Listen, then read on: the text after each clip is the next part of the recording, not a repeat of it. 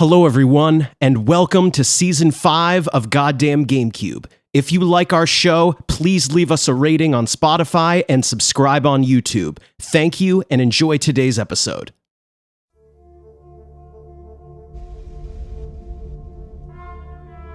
Hello, everyone, and welcome back to another episode of Goddamn Gamecube.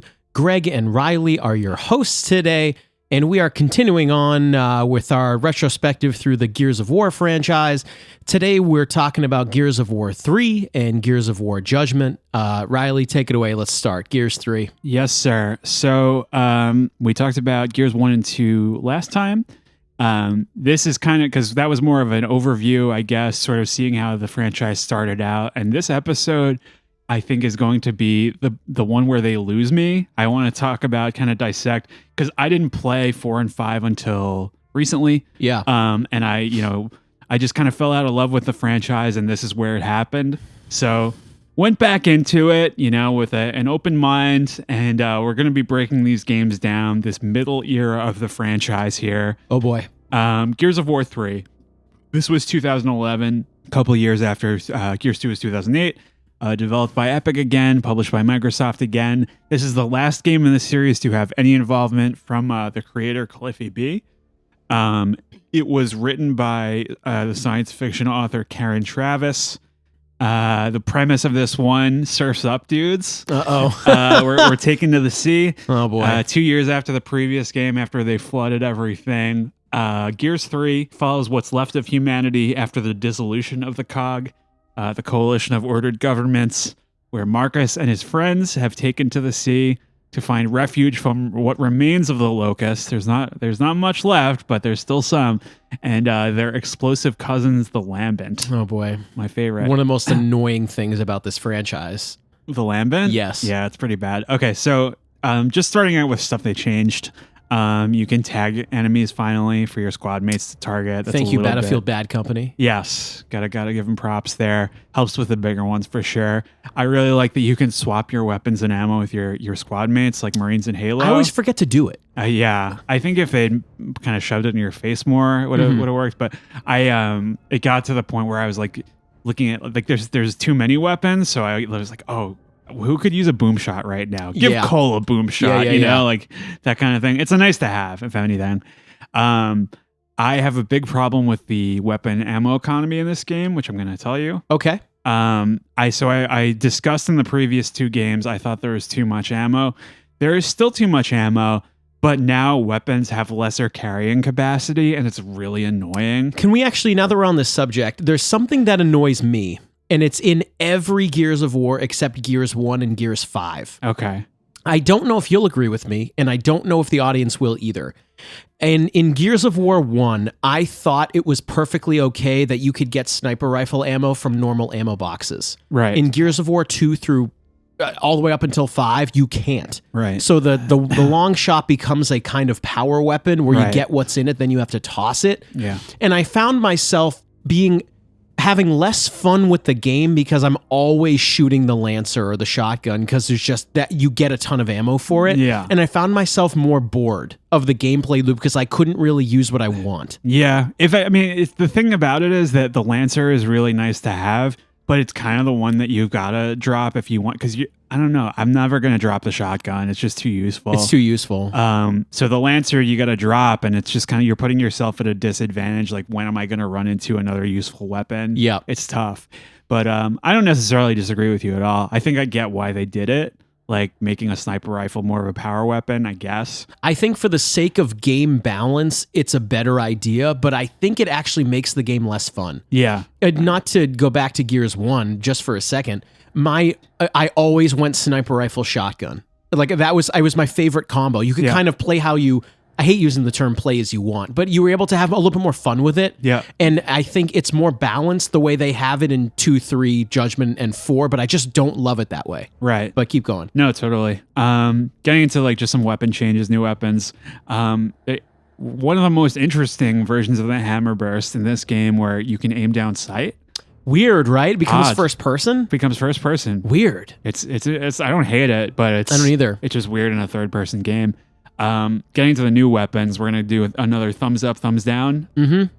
I'm a big thumbs up on this one. The Retro Lancer. Yeah, it's very cool. It's you see it in like cutscenes previously, but this is the first time you can use it. It essentially shoots slower, shoots more powerful bullets, and you can charge with a bayonet. Yes. It's kind of interesting how the iconic Lancer was not the first iteration in the game's chronology. Yeah, and it makes sense because it's just a normal like knife on the end of it, and it's a little less accurate, I believe, as well. Yeah, it hits harder, but it doesn't shoot as accurately. Right. Kind of neat how they played upon their history, like almost like they played upon their military history without letting you know it existed beforehand. Right. Where like in Gears of War 1, you had no idea there was a previous Lancer. Yeah. That's kind of neat. It just makes sense. Yeah. So I like that a lot. I'm kind of mixed reviews on like, when you can put them in the turrets. You remember this? Where you have like 4 different guns in a turret. I think it's kind of cool when you can put shotguns in it. Yeah. That's pretty dope.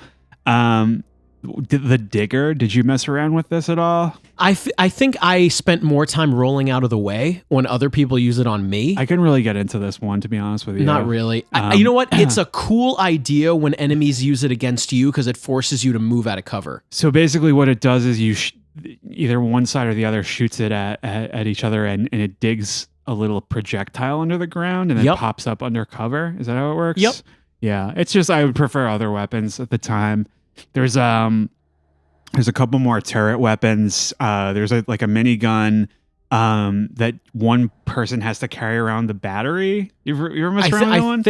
I think aren't they carrying around the ammo box? Yeah, or whatever it is. It's just kind of one like person has to be a support. I actually like that better than the mulcher because at least there's something. It's something unique. It's more involved. I think I used it more in Horde in this game, which is also back. I had a grievance with you. I shared off mic about the one shot.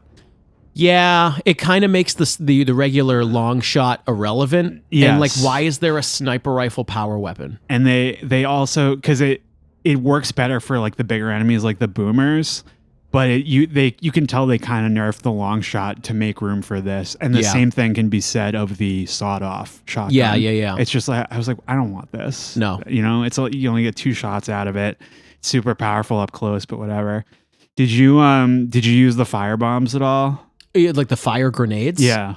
Not really. I feel like I just want to blow the somebody regular up, grenades are just like more fun. Yeah. Do you know what we also didn't talk about in the first one? What? Where you can melee people with grenades and the grenades stick to them. Yes. It's grenade tagging. And I'm not sure which one it's introduced in, but you can do it to walls. It's definitely in this one. Yep. You can great create stuff. traps with them. It's interesting. Yep. And lastly, this is kind of just more of a fun one, but the butcher knife. It's kind of fun. It's fun, but I almost feel like I'm playing like Dead by Daylight or something. Sure. It feels like, oh, I'm the big baddie with the big baddie weapon. Right? It's just like it's so specific use that I think it's only like if you see it, you pick it up for like 2 seconds and then you put it down. You know, it's just kind of fun that you can finally use it. I think the roadie run with it is cool, where it drags on the ground. Yeah, it kicks up sparks. Little pyramid head thing. Cliffy B with the horror references, I think. He's all over it. So, can you talk about the lambent enemies a little bit for me? They're really annoying. Yes. And there's something about it that I think is unfun, where in Gears of War, to me, why the first one is so successful, not only we talked about how it's kind of scary and et cetera. I think what's cool about it is how gory and kind of grotesque it is, but it's not a bad way. I love the head pop is really cool. When you're bodying someone with the shotgun, it's cool. But when you're fighting the lambent, visually they aren't as cool to shoot at. No. And it's not as like gory and visceral. It feels more like yellow paint is coming out of enemies. Like Nickelodeon Gak or something. It's really strange. Good reference though. Yeah. It's, you know what it is? It's like they also and I have another point I'd like to dovetail off of this, but the lambent are basically, so to reiterate, the locusts are the main bad guys and the lambent are like mutant versions, right? Yeah. So the lambent, when you shoot and cut them, they bleed this like yellow, bright neon fluid. Yeah. And they explode when you kill them too. So they have an animation now where once you like chainsaw them apart, like you kick them away, and then they explode. Yeah. Well, actually, I mean, we said it's like yellow like stuff. It's probably emulsion. Yeah, it's emulsion. But but it's how it looks. For some reason, I could be being petty here. It just isn't as fun to shoot them. No, It just isn't. It's definitely, and you know what? I was going to say also that is interesting is I think this is in all of them. You can actually turn off the gore. Like if you're playing with a kid or whatever, you know, like it changes the blood into sparks. I think it's in every Gears. Oh, I didn't know that. I've never played it with first censorship on. Yeah. So that's, but there's all these different kinds. Like there's ones that are really big and they have that like through cover move. It's really annoying. There's one that like looks like a tree that has like the tendrils or whatever. And like, I think a lot of the immersion holes have become like little like boil trees. Remember this? So I think the emergence hole is genius. I didn't talk about it last time, that the locust, when they pop up, and I think it's a very ingenious thing where they talked a lot about in the development of Halo, the monster closet idea of where enemies are going to spawn. Yeah. It's so ingenious that it's part of the lore too. They just come pop out up of the ground. Whereas now they mostly, I think a couple of them, like the normal locusts still do that a little bit. They have this big jumping animation out of the ground, but the lambent, they come out of these big trees. Yeah, it's almost these trees with boils on them. And you have to shoot the boils to prevent, because what you can do with the emergence holes is if you roll a grenade in perfectly, you can close it up. So essentially, what was so smart about, I think, the first and to some extent the second Gears was, you know, the respawn point where enemies are respawning from is lore driven. They're coming out of the ground. If you seal the hole, they can't come out. Yeah. It's pretty cool. It's very clever. But I just don't like fighting these Lambent guys that much. It's just a bunch of shit. The former humans you encounter on a Boeing Point, those are very... I don't think so. There are a couple of new normal locusts. I don't really like most of them. There's the ones that fly around and shoot at you. Yeah. Annoying. I like the idea of this, actually, the wild ticker that eats ammo. It just doesn't happen that often. It happens like twice. Yeah. And that's it. They do add a couple weak spots to like the more bullet spongy enemies. Like the Reavers, they have like a gas tank on the back that you can shoot now. And one that I did like was the armored Cantus. I think those are kind of cool. Yeah, you have to grenade tag them or toss grenades. You have to get like really close to them. And when you play as them in multiplayer, when you do the roll, it damages it because it's like they're all covered in these like hedgehog spines. It's really cool. Before we get off gameplay and stuff, I wanted to bring up this one specific thing that's never happened to me in a game before. This happened about halfway through the campaign, where you know how when you get to a blockage that's essentially a loading screen in these games, you press X to go through, you know, razor wire or whatever. Yeah, you're chainsawing open a door, you're kicking a door down, you're kind of going underneath a short wall or whatever. Getting from one part of the level It's essentially to the a loading next. screen. Yeah. So there was this one part where, I don't know if you remember this, there's like gondolas. Yeah. There is, you can either, the part of your mission is to get on this gondola and go to another part of the level.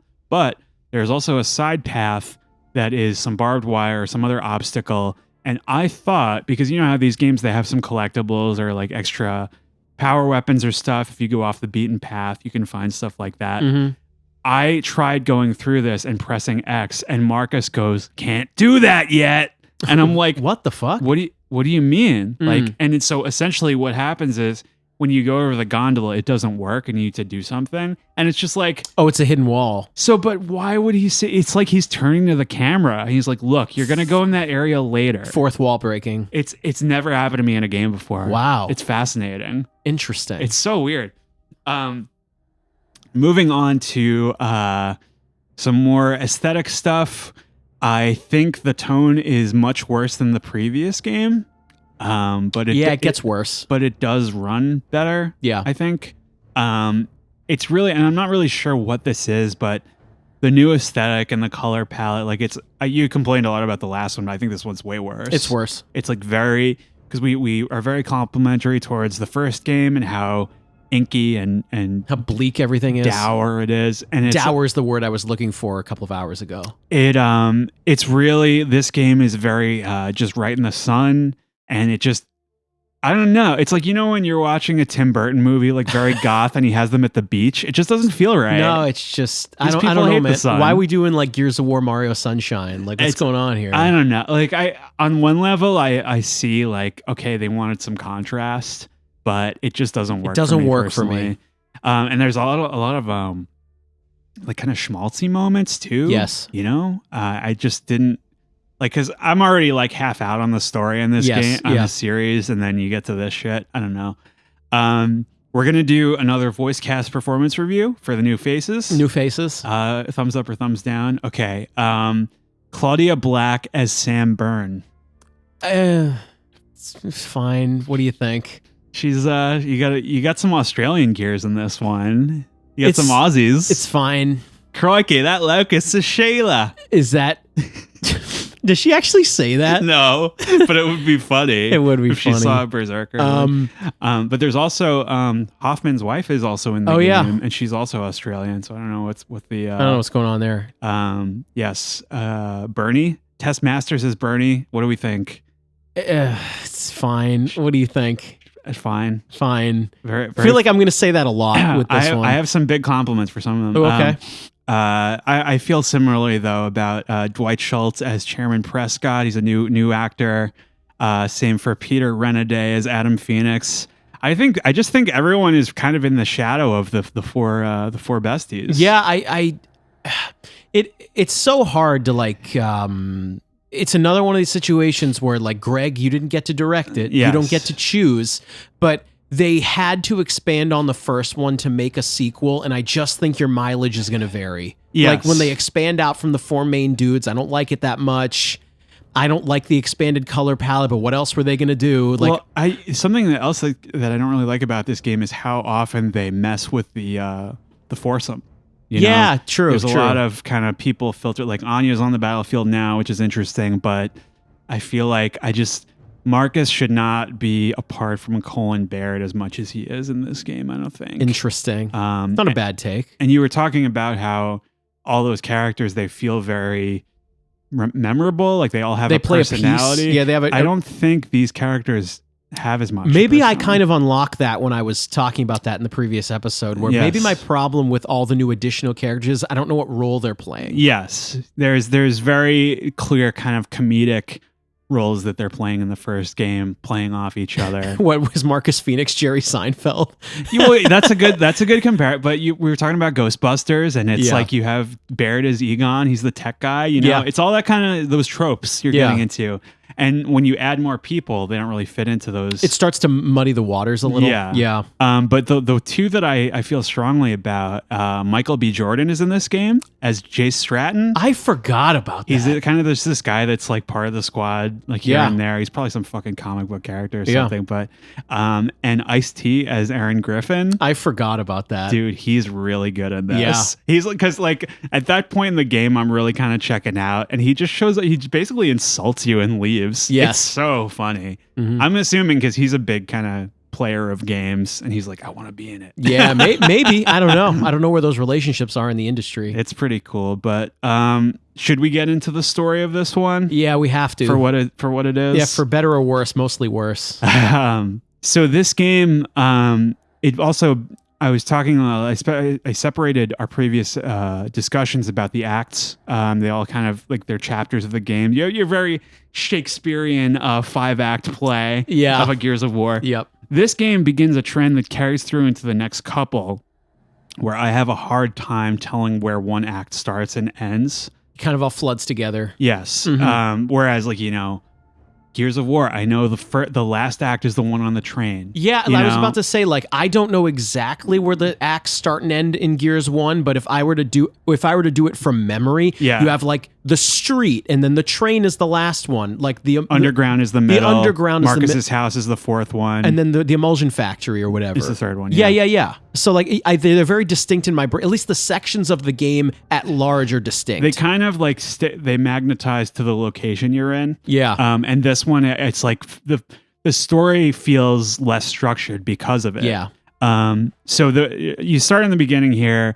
What did you think of this like prologue sequence? I totally forgot about it. I kind of forgot that this was in the game. It's like the dream where you're defending Marcus's house in the past. Yeah, that's right. And it's all this smoky imagery and I think stuff. I could be wrong. I think you're kind of playing the escalation multiplayer level from the first game. Yes. I think that's kind of, if I remember correctly. Yeah, it's a dream, and then they do a fake out where they redo the beginning of the first game. Yes. It's very odd. pod. Yeah. And I don't really, because I think that's cool on paper, but I don't know what it was supposed to. It's just like, you remember this? That's how Gears of Square 1 started. I'm not going to bite off too much right now, but Yeah. Gears of War 4 did this more successfully. Yes. But I'm not talking about that one right now. That's next week, folks. But yeah, it's a little bit of a fake out where Anya comes to get you, and you guys have been living on this aircraft carrier, which I think is a pretty cool setting, considering how the last one left off. Your guy Chairman Prescott comes back in a helicopter. He's been missing for a while. The cog has dissolved, and everyone is like, "Oh, this fucking guy, he's back." And he says, "Listen, Marcus, your father's still alive." Yeah, you get the big rug pull there, right? Yes. And he says, "You've been working at a secret base, this place called Azura. I'm going to give you a disc about how to get there." And shortly thereafter, he dies. Yes. During like a lambent attack. Something else I didn't like about this opening is how broken up it is. It's better than the Act 1 of the last game, but you get into this sticky situation with another big fish, but it's like a lambent fish. Yeah. And what happens is it shows you being rescued by Cole and Baird and some other people. There's a new Carmine who's like very tough in this game, which is funny. Yep. And they shows them basically, they dump this big pile of container of tickers. Yes, Yeah. the moms onto this fish to blow it up. And then it flashes back to a couple hours ago. Where you essentially have to go play as the other side. Yes. Yeah. By that, I mean, you're playing as Cole and Baird, who are trying to defeat the sea monster. They're trying to help Marcus from the other perspective. They're out on the coast on a supply run, and they do have actually a really cool part here where Cole goes to his hometown. Yeah. And there's like a kind of flashback to his past where he has to, it's very contrived, but he has to run this bomb into the end zone like it's a football. And it's cool. It's like a very character centric moment. I say it's a very creative section. Yes. And he, everyone recognizes him and everything. But my problem with this is that like it should have left off with like Marcus in peril. Like, how are they going to get out of this one? Yeah, and then you're working up to it. And then they join together at the end. But they kind of like, what's the word for this? They kind of already give you the resolution and then make you play it. Exactly. It's kind of odd. It's just redundant. Yeah. So that's kind of Act 1. Act 2, I have some compliments to give this game with respect to gameplay improvements. I gave the last one some shit about how they handled the big monsters, and I think the boss fights are more fun with them in this one. Yeah, correct. Like you fight the Brumac on the beach in this one, and it feels like a boss fight. You fight the Corpser in its lair. It's much better than the fight in the first game. There's little corpsers that bury, come up underground and stuff. I think that's really cool. There's an interesting part where you're like running through locust trenches and they're shooting mortars at you, so you have to run from one to the other. Enjoyed that. And this is kind of the first major stumbling block for me. Is when the Queen shows up. The Queen. When Nicole Atkins shows up. Yeah. Essentially, so she shows up and she's riding a giant bug? I think so. So this is what shows up at the end of Ultimate Edition. And I was like, don't make me think of Gears 3. I know. It's annoying. But like you have this fight with her. You're on this big like locust barge, this gas barge. Yep. Which I'm not like, it kind of reminds me of like Rayman or something. Yeah, it's really weird. It's odd, but this is where it gets too silly for me. Yes. Like everything else is just kind of right on the line. Like, all right, this is a little silly. It's one of those big Resident Evil moments where you just pollute the tone. Yeah. Yeah. We've really muddied down the seriousness here. She looks like a Power Rangers bad guy. Oh, you're right. It just looks bad. There is actually a really funny line where Dom says, Do you ever feel like she's fucking with us? And Baird says, no, Dom, this feels like a very sincere attempt on my life. I'll say this, 2 and 3 still have some sharp dialogue between the guys. That's pretty cool. But it's very odd that Act 2 I think is really long and Act 3 is very short. Yes. So it starts out with this big battle at Hoffman's base, this place called Anvil Gate. Did you enjoy this at all, or are you kind of going through the motions at this point? It's one of these segments where there's too much like get on the mounted gun and shoot stuff. Yeah. There's a lot of that. It's hard to kind of dig in and enjoy, the gameplay when there's a lot of breaking it up. Yeah. There's like a Lambent Berserker at one point. Yeah. Is this before like the Half-Life part? Yes. So we're going to get into that. So the story where it is right now is that they have gotten this disc from the chairman who died, and they brought it to Hoffman to decrypt it because he's the only guy who has the technology. Yeah. What you find out is that this base where Marcus's father is being kept is protected by man-made hurricane machines or something. That old chestnut. So the only way to get there is underwater. Yep. So the gang kind of needs to find a submarine and fuel for it. Did they take this from Majora's Mask? What are you talking about? Isn't in the water section you can only get into a base like underwater because there's like a storm around it? Oh, Great Bay Temple. Yeah. Yes. Yeah. With the turtle. I'm thinking. You're thinking. Yeah. I'm sure he's a fan. Yeah, big fan. Big fan. No turtle though. Keep going. No turtle. So you need fuel for a submarine. So I like to get your thoughts on this part actually. So Dom suggests that he says his late wife, we discussed her demise last episode, Maria, her hometown, he thinks they'll have some luck finding fuel there, and they go there and things go to shit pretty quickly. You want to open up about this? They run into the head crabs and Father Gregory and all that shit. All those guys, yes. Essentially, they run into like I have in my preparation here. They run into the Half-Life Halo Flood human Lambent ? That's the thing is that the Lambent fulfills such a similar role to the Flood. Yeah. Where when you're going in Gears of War 2, you go down into their city and you hear the voice on the intercom. It's the exact same as Halo 2. Yes. Where it's like, they won't take over our city. You need to fight them back. And it's they do the exact same thing in this game. And like the humans are now becoming Lambent. You made an accusation of The Last of Us where they're too heavy-handed with the influences. I think Gears is worse. We're gonna get into that for sure. But you need to talk about the big character moment here. I need with Dom's sacrifice here. Oh, jeez.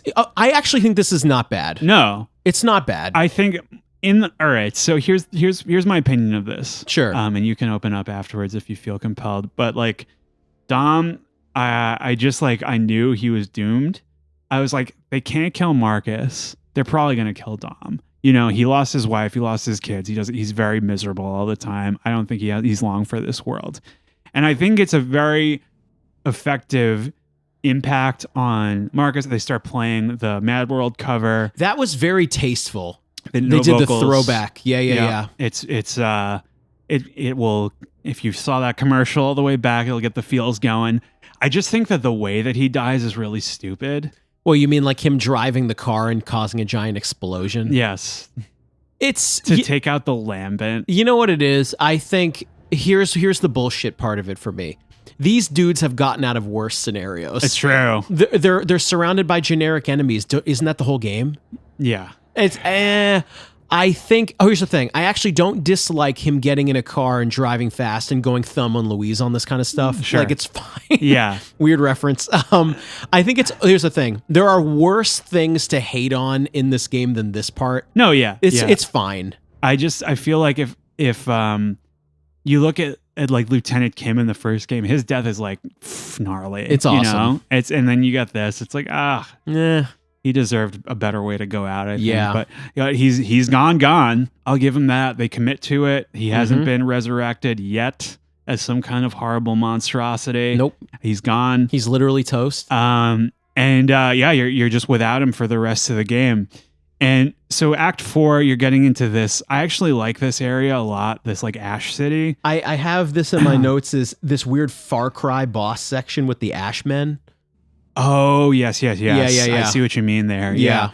I just think it's a cool setting. Yeah. And it's very quiet after Dom dies, so it's kind of contemplative. There is something really weird about it, though. Go ahead. There is this bizarre little subplot where they leave boxes of ammo on the edges of cliffs. Did you run into this? No. They'll leave ammo boxes on the edge of the cliffs, and they keep taking it away from Marcus. When you go to try to pick it up, it'll be like a box of ammo in a car, and the car will fall off the cliff. Interesting. And then as it keeps happening, Marcus goes, "Oh, come on!" That's funny. It's just like it's a weird, like, I guess to kind of lighten things up a tiny little bit. Yeah. At that point, it's weird.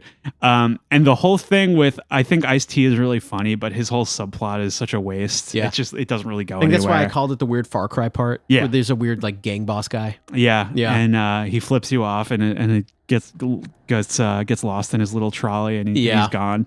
And then there's a part, so you get your fuel here. And there's a submarine section. Do you remember this? Yeah, the Star Fox part. So what do you think of this part? I lean negative on vehicle sequences. I keep waiting for them to nail it, and they didn't do it this time, unfortunately. What is the Star Fox submarine called? You remember that? Where you're on the ocean floor? I don't remember. Maybe if in the comments somebody write it. I remember the planet being really cool, but yeah. Basically the same thing where you're in a turret underwater, and you're shooting at those fish.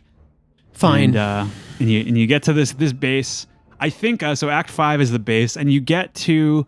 I like when you arrive. It looks like kind of like an old train station. Yes, looks kind of cool. Yep. The locusts are already there, of course, and they're trying to stop you from meeting Marcus's father, who has been working at this base. And it was kind of this. I guess when the war broke out, it's kind of this haven for like the elite, or like, the top some BioShock scientists. influence here. Yeah, for sure. Just sort of a paradise kind of away from everything. And you have to reconnoiter with Marcus's father, who has been working on the next big anti-locust weapon, and it'll definitely work this time. Yeah. Full of shit. Yeah. It's just like it feels like Charlie Brown with the football. Like, why should I care if they're going to be back next time? We also haven't mentioned that the Locust Queen kind of mocks you about your father throughout these games. Yes. And you don't quite understand what the connection. son of Adam Phoenix. You don't really know what the connection is yet. Yes. You kind of do right about here. And something that really bothered me about this game when it came out, and still does, is how vague they leave it and how little of an impact it has on the story. About like, what is basically all you learn in this one is that Marcus's father was involved in the creation of the locust somehow. And the emulsion has like a bacteria in it or something that's causing the mutation. And there's some bad blood between him and the Locust Queen, where he is trying to wipe out both the locust and the lambent, and she only wants the lambent gone. And that it's just really contrived, and like I just didn't, because I really like that chapter in the previous game where you're in the lab and you're learning like, oh shit, are the cog responsible? Sure. Something we've seen before, but it adds a little wrinkle. And you don't really learn that much in this game, which I don't love. No, and I think I could be wrong. This is right around the time where we find out why Marcus was imprisoned. Yes. Right? He's kind of going to bat for his dad, holding information at I almost called it the Spencer Mansion, the Phoenix Mansion. Well, he was, his dad was in trouble, and he deserted his post to go help him out. And he thought you see like debris fall in front of him, and he assumes that his father was crushed. That's right around here, right? It's at some point in the game. And yeah, it kind of wraps up here when you're trying to detonate this anti-locust weapon, and you have this terrible final boss fight. What do you think of this one? Where like essentially like this boss fight is like I have this vision of like Fire Emblem on Game Boy Advance if Nick was in the room, where you're casting like when Athos is casting like the biggest like holy spell, and it's just like evaporating people with light. Yeah. That's essentially the final boss is shooting big scary light at you, like and you have to Hammer of Dawn her, right? Is that what's happening? The queen is riding around on her big bug. And it's I don't know. This is just like the silliness is overpowering. Like, think about the train in the first game and how exciting that was, and how it was just cool, gritty. Yeah, it was. And this is just like Power Ranger shit. You know? Did you say Power Ranger shit? Yeah, nice. It is. What else would you call it? She's flying around like a big monster. Yeah, it's dumb. And you find out that Marcus's father was running tests on himself. He was injecting himself with emulsion or something, so he's affected by it too. Yeah, so when he sets off the Lambent killer, it's gonna kill him. He dies for real this time. And I always thought this was like incredibly tasteless, but like how the queen dies, how Marcus is just like that's for Dom, bitch. And he just like shivs her. Yeah. It's the ending sucks. If they're right? gonna go schmaltzy, at least chainsaw her. Right? Oh yeah. That would have been awesome. Yeah. I don't know. What do you think of the ending?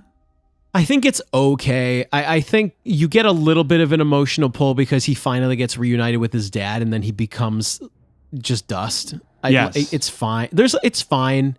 I didn't really talk much about Anya because she doesn't really have much bearing on the story, but they kind of have a little moment on it. What I like about it is he takes off his armor for the first time. Yeah. I thought that was you cool. haven't seen that since he was in jail. He takes off his iconic his bandana. Yeah. And he goes down and sits on the beach, and she kind of accompanies him, and that's the end.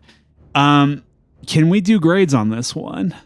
I think I'm going C+ again. I'm going C+ for this guy. Yeah, I think you have to. I don't know, because I respect definitely the technical work that went into this and making the game run, and you know, some of the weapons feel cool and some of the ideas are cool, but you know, just ask me right now, do I want to play it? The answer is no. No. And, I think it's actually the same. My same critiques of the second game, I think, get worse in this one. Although this game has some highs that I like better than the second one because lack of vehicle sequences, I like it a little bit better. Yeah. But I think the worst parts are worse. Yeah. So I think I have to go C+ again. It's one of those. And this is another problem for me where I linking it back to Halo, thinking about neither franchise, when we got to the end of the trilogy, did I feel like it was a satisfying conclusion.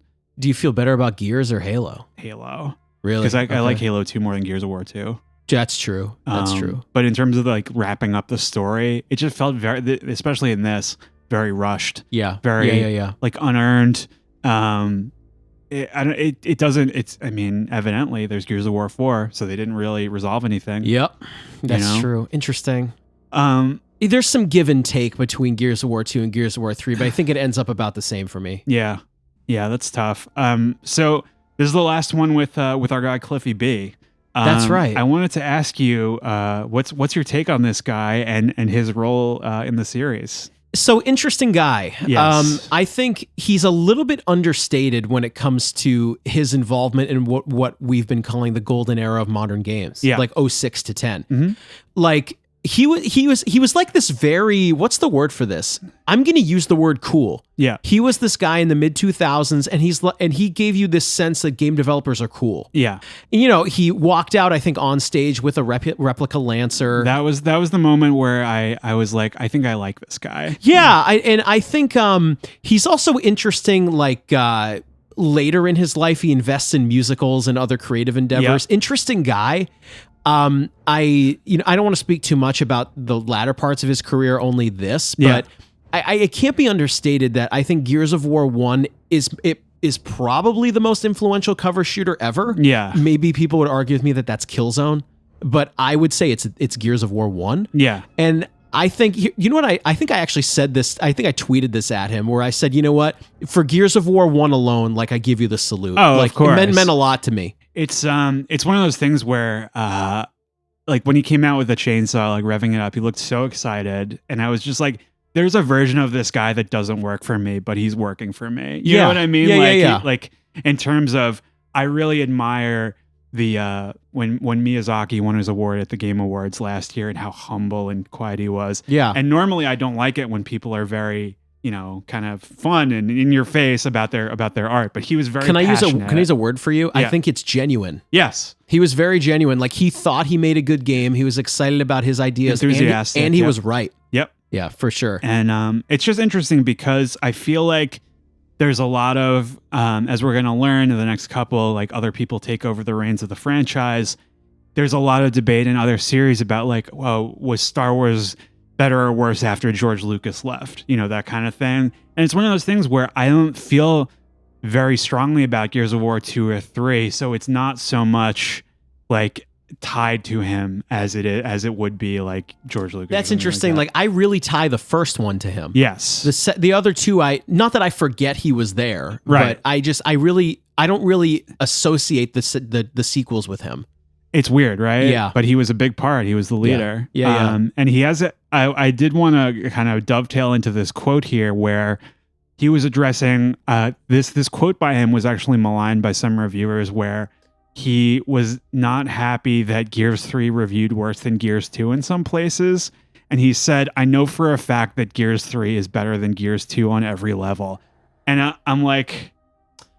He's not... the only thing I would disagree with is it's not better on every level. Right. I think in terms of the pacing, it is. Yes. But I can't... you and I are so out on the art style and the visual... How do I put this? It's a situation where they went after an art style, they went after direction and crushed it, but I don't like it. Yeah. So like, I just don't agree that it's better, but they achieved what they wanted. I just don't agree. I basically, I think I get what he's saying with respect to that, because Gears of War 3 does feel pretty much finished. There is a final boss instead of hold the trigger and kill it like Gears of War 2. Yeah. Matchmaking works in this game. Yeah. Horde is improved upon. I get completely where he feels that it's just a better complete package. I just don't like fighting the Lambent as much. I feel like all the tonal stuff is worse. I don't think it's a clear-cut victory over 2. Do you remember a couple of seasons ago where I was really grasping for a phrase where like you do your best, but you just can't hack it? You just don't have it. You just don't have the vision. Yeah. Like it's just, I think Gears of War 3 was probably the best game they could have made with that vision, but I don't like the vision. Right. So I'm just not for me. Right. Yeah, exactly. Yeah. Okay. So getting into the next one. We talking about Gears of War Judgment? Judgment. Can I say something right off the bat? Yes. I thought Judgment had an E in the middle of it. I was going to ask you how you prefer to spell it, because but either way is acceptable. I always thought this was misspelled. It wouldn't be too surprising. Because I was like, did they take out the E because of Emergence Day, like E-Day? Oh, no. You can spell it either way, technically. I've never seen it spelled this way except for this game. Yeah. Without the E in the middle. It's weird. Yeah. But, so is this game. Yeah. It is. Go ahead. So Gears of War Judgment, this was again published by Microsoft. But this time, in addition to Epic, it was developed by People Can Fly. Yes. Who previously collaborated on the PC port and that game Bulletstorm. Yeah. Did you play that game? Only a few minutes, but I do recall the game. It's like, okay. It's okay. Yeah. So first thing right off the bat, this game takes place prior to the first 3 games. Can we stop doing this? Yeah. Like the prequel stuff. It's just such a predictable move where... Okay, we finished the trilogy, and where else do we go? Backwards. Yeah. And it's not necessarily always a story that has to be told. This is like essentially Baird's story, right? Baird's, kind of. Yes, but it is a little more interesting than I thought it was going to be. Yes. But at the time when it was announced, I was like, I didn't like Gears of War 3. I don't want to play this. And we'll get into all this. I don't love how it's organized. I don't love how it's directed. I think... If I were to put my director hat on, I would have done it differently. Sure. How do I put this? I actually may disagree with you a little. Okay. I don't dislike that it's a prequel, because doesn't Gears of War 1 start 14 years after the world went to shit? Yeah. There's a chunk of time in there that maybe could be interesting. I just don't think it's organized in the way that I would have done it. Also, it was only 2 years after the last game. Yeah, we're a little satiated at this point. Yeah. I just would have directed it differently, but keep going. Yeah. So the title Judgment refers to, you have Baird, Cole is along for the ride, thank goodness, and a couple other new characters in this squad, Kilo Squad. They're put on trial for disobeying their orders. That's kind of the whole premise, is the structure is this trial that's over the course of the game is unfolding. So right off the bat, this game is different in that it is far more arcadey than the original trilogy. Yeah, I don't like it at all. I'm not saying I hate the game. Right. I don't like how it's organized. I think but each chapter is very short and linear. Is something you're talking about. And it is also, every chapter is graded immediately based on a number of criteria, including like your kills, headshots. What I learned a new gaming phrase. Is called gibbing, when you blow an enemy to pieces. I didn't know that. I don't know where that came from, but that's a criteria for how they grade you. Is the way they set this up here like a total non-starter for you? Kind of. I think also it's a problem where they also do it 40 something times in a row. Yeah. Like I forget how many little missions the game is broken up into. I think it's like 40. Mm-hmm. I think I want you to talk a little bit more about the story before I dig into this, because I have some things that I would have done differently But I kind of want you to go a little further first. Okay. Yeah. So it's very differently structured than the first 3 games, with each little mission being kind of its own graded experience.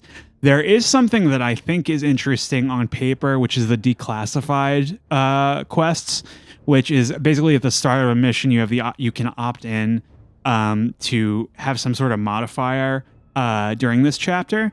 So I think this is kind of interesting because a big part of it is this trial and how it's about what is and is not on the record, and whose testimony is being truthful. And if you don't mind, I'm going to jump in right there because that's where I have a problem with this. Yeah. Where if you ask me, there isn't enough. How do I put this? The game displays this as the game is separated into essentially, I'm going to call it 40. I don't remember how many. 40 tiny little arcadey missions. Mm-hmm. You have the option at the beginning of a mission to give an alternative take to what happened on the mission. Yeah. Example, like, I don't know. There are a bunch of them, but the squad only had handguns, but it was not reported. Yeah. Something like that. Or what I found interesting about this, though, is that the cog is like, basically you're learning more about the cog and how they try to cover shit up. Well, what I don't like about this is that there's no real consequence for not doing it. You might as well declassify them all because you only have to do a certain amount to get the bonus chapter. So it doesn't really matter. And what I would have done differently is I would have had the game play out normally and then you go back. Essentially, I would have... Master Quest? No.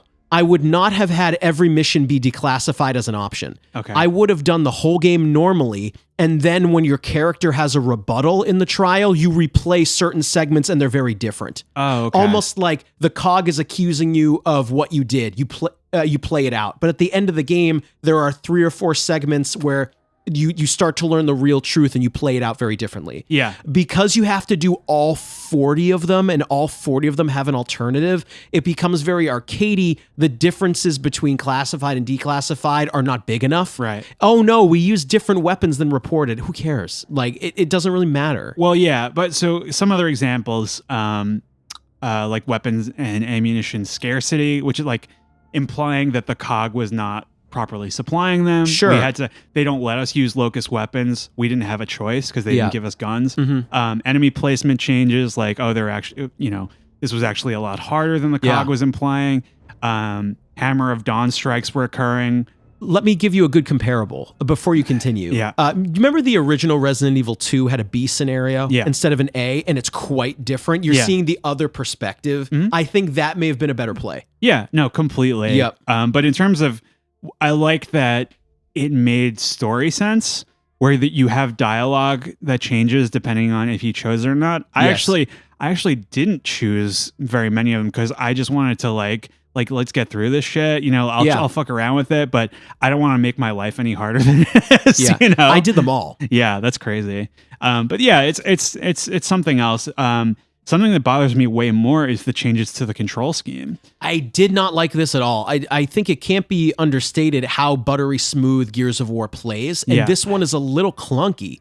Because in the original games, the 4 weapons are on your D-pad, up, down, left, right. Yeah. Now it's you're pressing Y to cycle between 2 weapons and not 4. Yeah, I don't like it. It's really like there's no reason to use a pistol other than bonuses. Yeah, it doesn't make sense because now you can have a main weapon. You can only have 2 weapons. One of them could be a handgun if you want. Right. But why would you do that? Why wouldn't you just do like Lancer, 2 big weapons? Shotgun, whatever? I don't like this reshuffling, this rebalancing. It's not. The grenades are on a different button. I really thought there was going to be a way to change your preference, but there isn't. I don't like it. Definitely don't like it as much. Something that we haven't really talked about much, but I thought it was worth mentioning because apparently fans are not happy with this, is that the multiplayer was also significantly changed. Yes. Where in standard deathmatch, you can't play as the Locust in this one. Yep. There are no perfect active reloads in multiplayer. There is no downing or executions. You can choose your starting grenades. Something I do like is that walking over ammo picks it up, so you're doing less of that. Talking about like Rayman and shit, it's just it's so much smoother to just do it. And by the way, it's 42 segments. I did 42. Have that in my preparation. There you go. But using the shield, like you can use a rifle with it now, which doesn't make any sense. It doesn't make any sense. Same thing with like picking up dudes. Yeah. Using them as hostages. I don't understand this. They felt the need to change this user interface. I don't get this. So much that like the frag grenades are sticky, but you can't stick them to the walls. I don't understand a lot of these changes. And you can jump down from heights, and that's pretty much it. But yeah, weird stuff. They do add a couple new weapons. Maybe thumbs up, thumbs down. These guys. The Markza. You know this rifle? I actually like it a lot. I do as well. Yep. They do something interesting in this game, which is I have some problems with the world building of Gears of War, but I did think it was interesting that they have like a USSR analog. Yep. You get some characters on this one that were part of that or are part of that world, and you start to see some of their weapons. And this is basically like a single shot. Medium. It's like a semi-auto sniper rifle. It's great. Yep. And there's a mod for it that the Locust made called the Breach Shot. Or it becomes a bolt action pull semi-auto sniper rifle, which would not make it semi anymore, but you get the point. Yeah. Becomes like a bolt action version. Right. And there's no scope on it. It's kind of interesting. It's a little bit closer range. Yep. I didn't really mess with this one much. The Bushka grenade launcher. Nope. Didn't mess with it at all. It's just another grenade launcher, but they do add some grenades which I think are interesting that I don't think ever come back, which are the beacon ones which mark enemies, and the ones that give out health gas. Yeah, that auto regen your health quicker. Yep.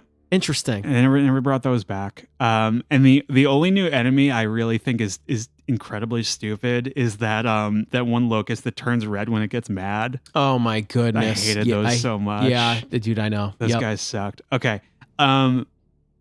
It's clearly like using the same engine as 3, but aesthetically it didn't really bother me as much for some reason. No. It's just kind of normal Gears of War. I think it would have been a great opportunity to overhaul the aesthetic here and make it further resemble the original, though. Mm-hmm. You know, it's because it is before. Yeah, you're seeing some of the cities while they're still standing. I was actually really surprised that the Krill weren't part of it at all.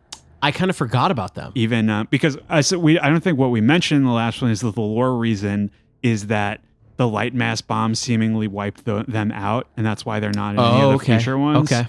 But before, no reason not to even have them exist as an opt-in. You know what the things that bothers me about the opt-in is that it reminds me of I was in the honor society at college my first year, and I realized that some courses you needed to ask for extra work, and I just realized I was like, that's just such bullshit. That's stupid. Asking for extra, and that's what this felt like to me. I just don't think they should have structured it this way. No. I think it should have been A scenario, B scenario. Yeah, I think that would have been very interesting. Couple new voices I want to get your thoughts on. We have Chris Cox as Garen Paddock. It's fine. He's you know what it is? I brought this up to you.